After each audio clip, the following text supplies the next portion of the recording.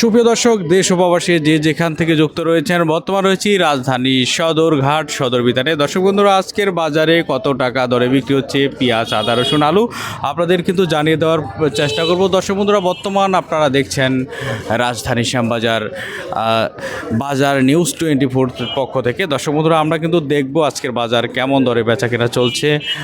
দর্শক বন্ধুরা দেখছেন, আমরা কিন্তু বর্তমান রয়েছি রাজধানীর শ্যামবাজার।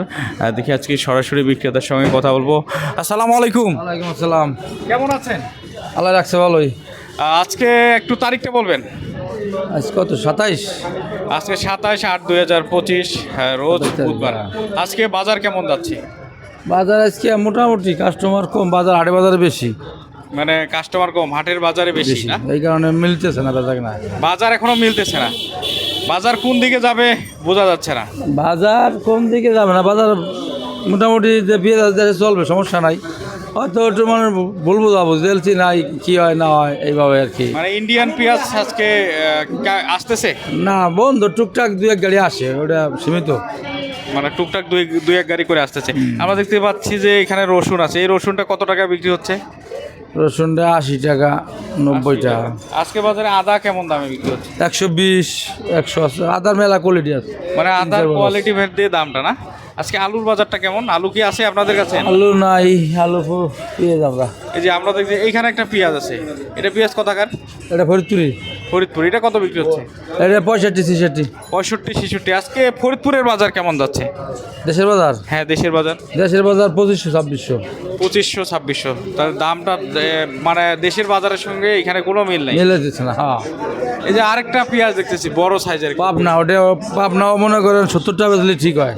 এটা কত চাচ্ছে? 70 চাইতেছে, 2-1 টাকা কম বেশি। 2-1 টাকা কম বেশি, মানে 68 এরকম। 68, 69। চায়না রসুন কয় টাকা বিক্রি হচ্ছে এটা? চায়না রসুন 115, 20। 15 টাকা, 20 টাকা। আচ্ছা আচ্ছা। তবে আজকে কাস্টমার কেমন আসতেছে বাজারে? কাস্টমার মার্কেটে একটু কম কম লাগে। কম কম না? আচ্ছা আচ্ছা।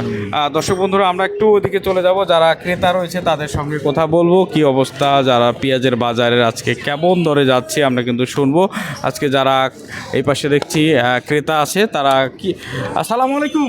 ওয়ালাইকুম সালাম। পেঁয়াজ কিনতে আসছেন না? জি জি, পেঁয়াজ কি অবস্থা আজকে বাজারে?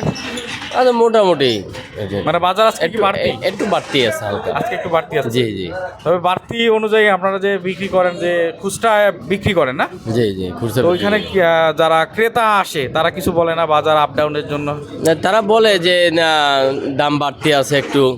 হ্যাঁ, যারা নিম্ন শ্রেণীর লোক আছে একটু হিমশিম খাচ্ছে, একটু কমলে ভালো হইতো। এই বলে না? হ্যাঁ, এই বলে। এমনকি বর্তমান যত পেঁয়াজ আছে আমাদের বাংলাদেশে, ইন্ডিয়ান পেঁয়াজের কি দরকার আছে? না না, দরকার নেই। আমাদের বাংলাদেশে যা পেঁয়াজ আছে তাতেই চলে। তাতেই চলে। একটু যদি না গভর্নমেন্ট একটু কমাই দিত, মোটামুটি একটু দামটা একটু বেশি। হ্যাঁ, দামটা একটু বেশি। আচ্ছা আচ্ছা।